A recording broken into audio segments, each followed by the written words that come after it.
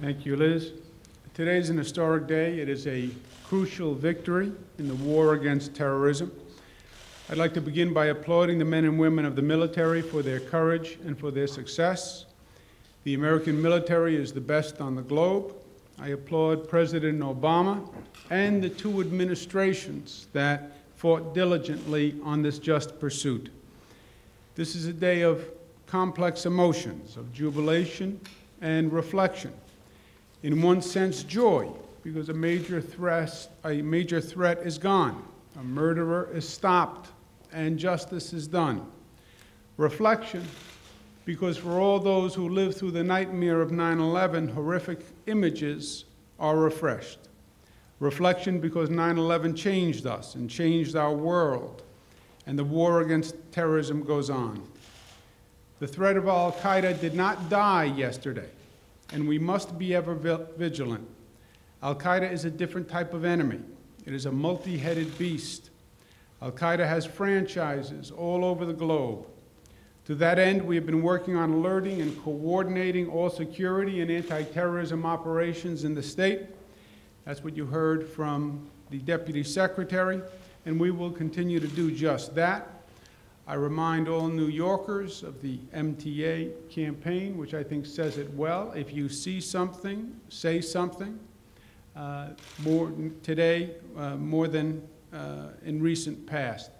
Our sincere hope is that bin Laden's demise, with bin Laden's demise, a long period of pain can end and a period of peace can begin. I want to thank the Deputy Secretary, and I want to thank all the men and women who worked overnight on the state side and local governments to make sure that they're coordinated and that they're on alert. Any questions on this topic? In years past, when there's been specific threats or the threat level was raised, we've seen specific responses from the state. We've seen more armed militia in Penn Station or riding the trains. Are we going to see more of that now?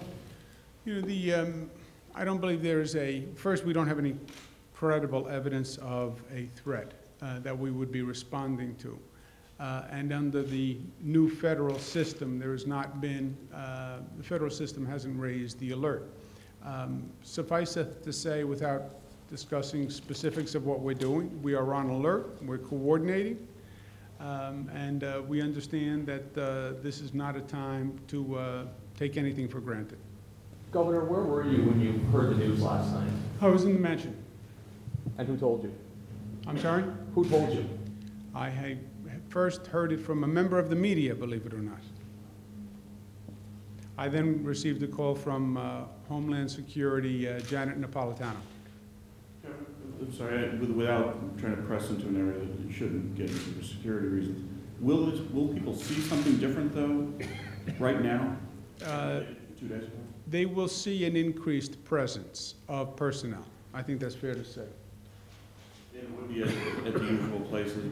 Yes. Going back to Ken's question, would it be National Guard going into these places so that you have this very obvious change? There'd be an increased presence of usual personnel. With the same preface that Mike just issued, can you say if Indian Point has been involved in any of the discussions so far? As a potential target, it's been mentioned before. We had specific conversations about Indian Point. No. Is Indian Point one of the places that is involved in our protection plan? Yes. Well, Governor, could you just go through some of the state-owned assets that we're talking about, or maybe private assets like utility plants? Well, let me have the Deputy Secretary go through the list of the people who were on the telephone. I think that's probably the best way to do it. So I think it'll give you a sense of the range of infrastructure that we're talking about. It was the MTA, the Port Authority, the New York Power Authority, the Thruway Authority. I think all the places that you've raised in this press conference and where we've seen heightened security before are the places of critical infrastructure where, we'd be paying attention to. Governor, you said that this is a period of peace can begin now after a long period of pain. After 9/11, a lot of security ramped up, not just in New York, but around the country. Do you think that in the coming months and years, we're going to ratchet some of that down? Well, you know, Jimmy, I was talking about the complexity of feelings now, right? You turn on the TV, you see people celebrating. You say, well, you know, what are they celebrating? There is something to celebrate. This is, justice has been done. A murderer has been stopped. That is cause for celebration. At the same time, you see people crying. Why? Well, because it's a time of reflection, and you think back to 9/11, and today brings that all rushing back, and the picture on the television brings it rushing back, and those were horrific, horrific images and memories. Also a period of reflection, because in some ways 9/11 changed us and changed the world forever. Forever meaning within our lifetime. Al-Qaeda is a different type of threat. It is not a country. It is not an isolated place where you can go, you can have an engagement, the engagement is over, and this is I use the expression, a multi-headed beast. Al-Qaeda has independent franchises around the country, around the globe. So do I believe, part of our message is today, yes, congratulations to the military, yes, a good thing was done, yes, a victory in the ongoing war of terrorism, but the war against terrorism is not over. There is a theory that says there could be possible retaliation, and we have to be ever vigilant. So I think it's both at the same time. Can you shed some light on the discussion with Janet Napolitano? Did she just tell you what happened, or did she give you any warnings or heads ups? Or? We had a conversation that she wanted to brief me on the matter before we heard about it on the news media, and give me details that she believed were relevant. Governor, just to understand the measured response here. The moment you heard it, as a New Yorker, as a father, what word, what image came to your mind? Well, you know, Mike, I think I had the mixed emotions. On one hand, there's a sense of relief. There's a sense of relief. Finally, there's a sense of completion. There's a sense of closure. For so long, this has been going on, and you couldn't really put it behind you without closing this chapter. So I think that's one thing I felt. On the other hand, it's why there's an ambivalence. On the other hand, it brings you back to 9/11. It brings you back to the faces, and it brings you back to the places. And that comes right back up with an awareness as if it was yesterday, and that's painful. And the sober reflection for me, Michael, is this is not going to end.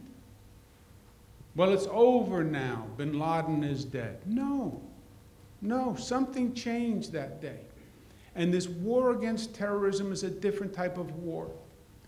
And we'll be fighting this war every day that I'm governor. We'll be fighting this war against terrorism. I hope, but I suspect it's not the case. I would hope that we could end it in this generation. But, you know, our children may be fighting this war. So, all of the above. Would you have ordered that action? I'm sorry? Would you have ordered that action? Yes. Governor, I congratulate the president, and I congratulate the two administrations that have been working on this just pursuit for many, many years. Has the city or the Port Authority or any of those agencies made any specific requests of the state for assistance, any particular things that they're asking No, against? not at this time. Elizabeth spoke with Commissioner Kelly. We're coordinating with New York City, with the other regions. No specific requests. Governor, is there any specific steps you'll be taking, visiting facilities or calling people, families, groups, things like that now as a result of this talk about the DMV? You know, in terms of facilities, Joe, we'll see how the security preparations go, and we'll see what we hear. In terms of talking to people who were involved, I'll be doing that throughout the course of the day. So, Governor, are there any specific actions involving either the National Guard or the state police in terms of redeploying people or bringing people, canceling vacations, anything like that? No. Okay, I'll see you later this afternoon. Thank you very much.